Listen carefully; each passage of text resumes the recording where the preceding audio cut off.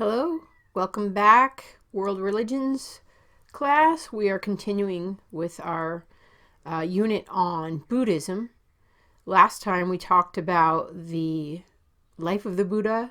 We saw the story of his life, and now we want to get some of the teachings from the life of the Buddha. So if you look at the screen, I have up here several pieces, and I'll go through this outline. I'm thinking you can use this outline to take notes. So let it be our guide for the discussion. We'll start with some of the things we can take from the life of the Buddha. So if you remember, last time we talked about the sights that he saw. So I'll probably ask you a question about this on the exam. What were the sights? So the first one was an old person, old age. A sick person is the second one. Physical death was the third one. And then the fourth thing he saw was a person in a saffron robe who had inner peace, a monk who had inner peace. Okay, so those are the four sights. Renunciation is leaving his life, leaving home, and pursuing a way of life that led to nirvana. Okay, so that's what we talked about last time. Mara was the Buddha's temptation, the evil temptress that came to him to try to distract him from his pursuit of nirvana.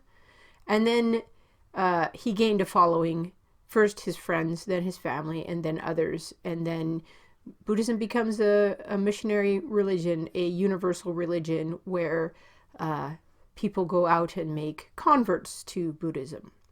All right, so that's a review of some of the things we talked about with the life of the Buddha. Now we want to talk about the characteristics of Buddhism.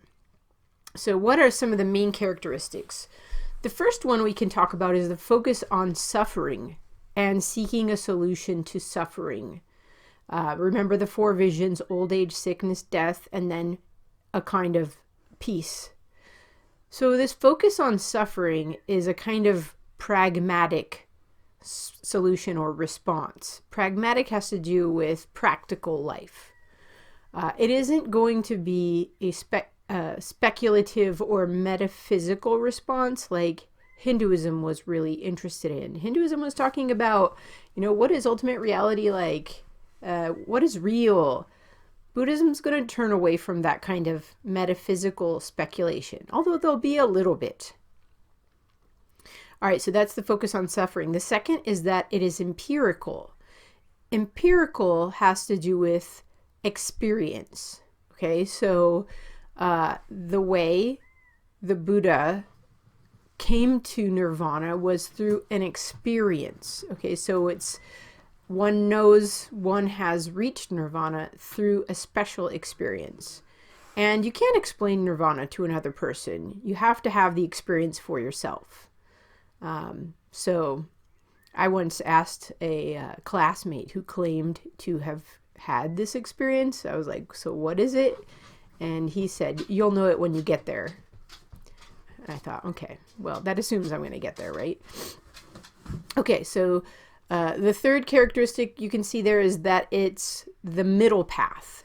It's called Madhyamika, the middle path. And the middle path is between asceticism. Remember, the Buddha couldn't find satisfaction in his fasting and negation of the worldly things, but it's not indulgence either. Remember, he couldn't find satisfaction in the life he had in the palace of indulgence.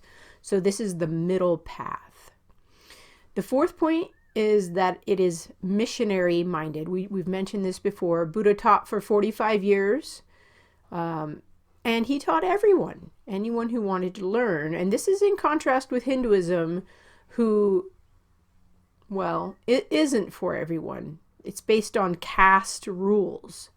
So you had to be born into the right station and into the right, you had to be male and one of the twice born to get the religious teaching about enlightenment in Hinduism. But in Buddhism, it's for everyone. It's a universal religion. So anyone could be a Buddhist. The fifth point is that it is compassionate. It's a compassionate religion. One should stay out of full nirvana in order to help others, like the Buddha did. So you forego full nirvana, partial nirvana for now, and then full nirvana at the time of your death. Okay, so it's compassionate. You want to help others. It is monastic. So we talked about the Buddhist Sangha, the community, the religious community. So you leave home and you live in an order, and the Buddha started the order, the Sangha. Remember, men were monks and females were nuns. This was the original way. The seventh characteristic is that Buddhism is pragmatic. We talked about this a moment ago. It's practical. It's not theoretical. He isn't seeking a solution to suffering. He's not asking, why is there suffering and how can we answer this question? He wants to end suffering. So it's not a theoretical solution, theory, explanation. It's practical. How do we end it? How do we stop suffering right now? Okay. So those are some of the characteristics. It seems like a good exam question, doesn't it? What are the main characteristics of Buddhism? I would put that down on a note card and learn it. Okay, so let's go on to the teachings of the Buddha. The teachings of the Buddha, in the most basic, are the charges to his disciples and the Four Noble Truths and the Eightfold Path. First, let's talk about the Four Noble Truths. The Four Noble Truths are about suffering. Okay, this is what he learned while he was sitting under the Bodhi tree and he was meditating. This is the truth that came to him. So the first one is that all is dukkha, and dukkha is spelled D-U-K-K-H-A. Dukkha. It's a good word, right? What does it mean? It means impermanence or suffering. All is suffering. And the second of the Four Noble Truths is that dukkha arises. Dukkha arises due to craving. So the first truth, all is suffering. Suffering arises due to craving. We want things, we are attached to things, we are craving things, and that's what causes our suffering. So notice, we cause the suffering. And if dukkha arises, and dukkha arises from our own craving, dukkha also can cease. So this is the third of the Four Noble Truths. Dukkha ceases. Dukkha can stop. Suffering can stop when we stop craving things, desiring things. So anything we're attached to. Remember that teaching of non-attachment in Hinduism? It carries over into Buddhism here. We're attached to things and our attachments cause us to suffer. Okay, now how do we cease the suffering? We follow the Eightfold Path. So notice on the handout, I don't have all the details here, but you should be filling in the details. So the Four Noble Truths. All is dukkha. Dukkha arises. Dukkha ceases. Follow the Eightfold Path for the cessation of dukkha. If you want to end suffering, you've got to follow this path. And this is the way of life. And so the Eightfold Path, notice there's going to be 8 points, so you might want to take notes on this. It's also not detailed here, but you should take notes. The Eightfold Path is the way of life, and it's the way of life that will lead to nirvana. Now, I want you to think about this. Is this an easy way of life, or is this path a difficult path? And why is it difficult? Is it difficult because we are attached and we are desiring a lot of things? So I'm going to go through these. And one other thing I want to mention about Buddhism is that this suffering is about impermanence. It's about change.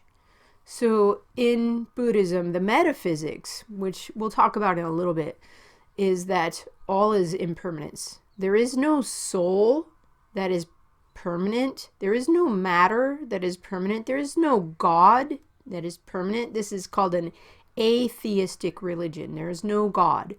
It's also anatman. Remember in Hinduism, Atman is Brahman, the self is highest reality. Buddhism says there is no self. So this is kind of confusing, right? So the thing that causes suffering is what we take to be permanent, but it isn't permanent. So we're making a mistake about reality. And you don't have a soul. There's just the moment. So we'll talk about this doctrine of momentariness next. All right. The Eightfold Path starts with number 1, right understanding. And right understanding is going back, believe the Four Noble Truths. All right, the Four Noble Truths, just to remind you, all is dukkha, dukkha arises, dukkha ceases, follow the Eightfold Path. So right understanding, you should understand what that means. The second of the Eightfold Path is right intention. The right intention. So think about your intentions, and the goal, remember, is the cessation of suffering. Why are you intending these things? And part of this is you have to renounce worldly life, but not in an extreme way like asceticism. Renounce worldly life, live in a homeless state, and it doesn't mean you have to live out on the streets begging, but you could live in the community, in the monastic community. And you have to intend to actually follow the Eightfold Path. Okay, that's the second one, right intention. The third of the Eightfold Path is right speech. So what is involved here is no lies, no slander, no abusive or idle talk. So speak the truth. Is that hard? The fourth of the Eightfold Path is right conduct. So conduct your life in a right way, and this means no murder, no stealing, no lying, no adultery, no intoxicants. Oh man, this is hard, right? Now we're getting, it sounds a lot like some of the 10 Commandments, right? Don't kill, don't steal, don't lie, don't commit adultery, don't get drunk. Actually, it's no intoxicants at all. Okay, the fifth of the Eightfold Path is right occupation. This is interesting. Don't have questionable means of employment. Like any kind of a means of employment that would contribute to bad conduct. And one of the examples that I read was don't be in the slave trade or the sex slave trade. Those are bad things. So right occupation. The sixth of the Eightfold Path is right endeavor. Endeavor, what you strive for. So strive for good things, stay away from evil things. So aim for good, avoid evil. Right striving, right endeavor. The seventh of the Eightfold Path is right contemplation. What are you thinking about? So you want to control your mind for peaceful contemplation so that no emotion can disturb your calm. And this seems to be what meditation is about in Buddhism. You want to get that calmness.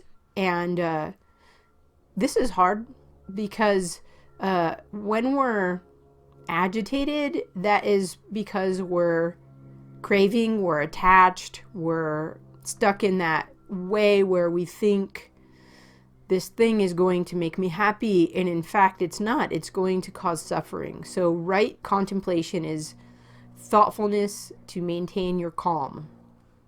Okay, and then the eighth of the Eightfold Path is right concentration. So when you've done all of these other things, all 7 of the other steps of the Eightfold Path, you can reach the stage where your mind is developed to go beyond reason, and you can now be in a place to experience nirvana. Notice going beyond reason. So reason is a hindrance, as it was in Hinduism. It's a hindrance to nirvana. Probably because when we're reasoning, we're thinking about things we value, we're attached to. So we need to sever those attachments in order to get to this experience of nirvana. Okay, so I'm going to pause here because that was a lot of different things we went over. Primarily the teachings of Buddhism. So going back to the handout, we went over the life of the Buddha. We connected his experience to some of these teachings and the characteristics of Buddhism. And then we talked about the Four Noble Truths and the Eightfold Path. And his final charge to his disciples was, go out and don't fight amongst yourselves. Okay, now I'm going to leave it there. Don't fight amongst yourselves, because you can imagine as soon as the Buddha passes away, what's going to happen. He hadn't prepared his disciples for his death. So that's going to be our cliffhanger. What happens after the Buddha dies? Okay, so I'm going to pause here. Next time we'll talk about the teachings about the reality of suffering and the middle path. What does the middle path really mean? All right, see you soon.